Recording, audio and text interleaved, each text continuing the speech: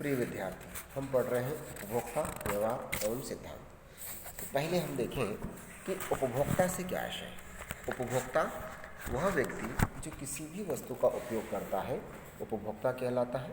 उपभोक्ता का अपने उस वस्तु के प्रति जो इंटरेस्ट होता है उस इंटरेस्ट के आधार पर व्यक्ति अब वो वस्तुएं खरीदता है, अधिक मात्रा में या कम मात्रा में खरीद सकता है।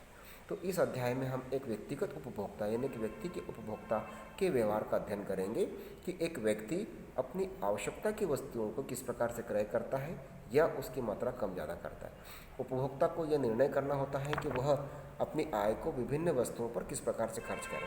तो व्यक्ति अपनी जो लिमिटेड इनकम होती है उस लिमिटेड इनकम को अलग अलग कई वस्तुओं के ऊपर खर्च करता है। अर्थशास्त्र हमें यह सिखाता है कि किस वस्तु पर कितने रुपए हमें खर्च करने चाहिए या हमारे वस्तुओं का उपयोग करने का जो क्रम है वो कैसा होना चाहिए। अतः स्वाभाविक रूप से कोई भी उपभोक्ता वस्तुओं के ऐसे संयोजन को प्राप्त करना चाहेगा जो उसे अधिकतम संतोष प्रदान करता है।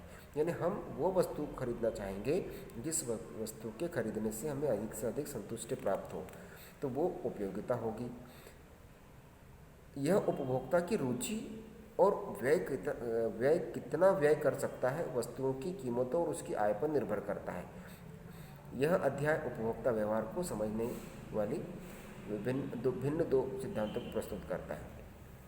अब उपयोगिता से आशय है कि वस्तु के अंदर उपयोगिता का गुण होना चाहिए। कोई भी वस्तु हम जब खरीदते हैं तो वो उपयोगिता का गुण उसके अंदर होना चाहिए। जैसे हमने एक किताब खरीदी, अब किताब हमने खरीदी मगर किताब अंदर से छपी हुई नहीं हो, उसके ऊपर कोई भी अक्षर नहीं छपा हुआ हो या किताब पूरी ब्लैंक हो, तो ऐसी स्थिति में उसके अंदर वो उपयोगिता का गुण है ही नहीं, इसलिए हम उस किताब को नहीं खरीदेंगे। प्रिंटिंग मिस्टेक होगी तो भी हम नहीं खरीदेंगे। इसका मतलब यह हुआ कि जो वस्तु हम खरीद रहे हैं, जिस उद्देश्य के लिए उसको हम खरीद रहे हैं, उसके अंदर वो उद्देश्य पूर्ण करने की क्षमता होनी चाहिए, तो वो उपयोगिता होती है। हम कोई भी वस्तु खरीदें उसके अंदर वो उपयोगिता का गुण होना चाहिए, ये उपयोगिता होती है हमारी।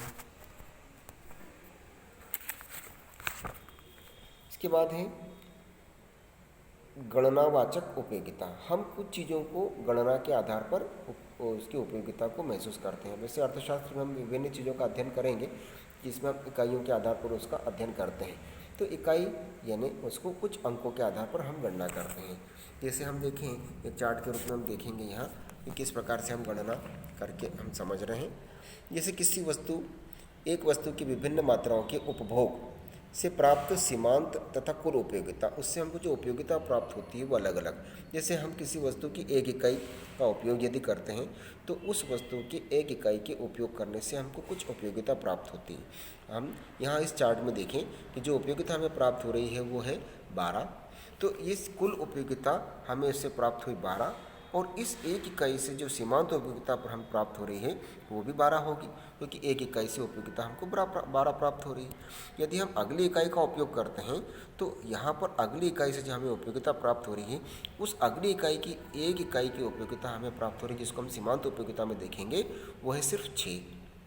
तो पहली इकाई से हमको 12 उपयोगिता प्राप्त हुई, दूसरे से 6 उपयोगिता प्राप्त हुई, तो यहाँ उपयोगिता में कमी हो गई।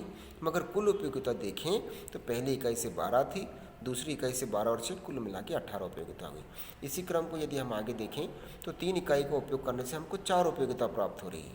तो 12 और 6 18 और 4 22, तो टोटल कुल उपयोगिता हमें यहाँ मिल रही है 22। तो कुल उपयोगिता 22 हो गई। चौथी इकाई के उपयोग करने से हमको 2 उपयोगिता मिली, तो 22 तो पहले मिली, तो 2 और जोड़ दें उसमें हम, तो कुल उपयोगिता हो गई हमारी 24।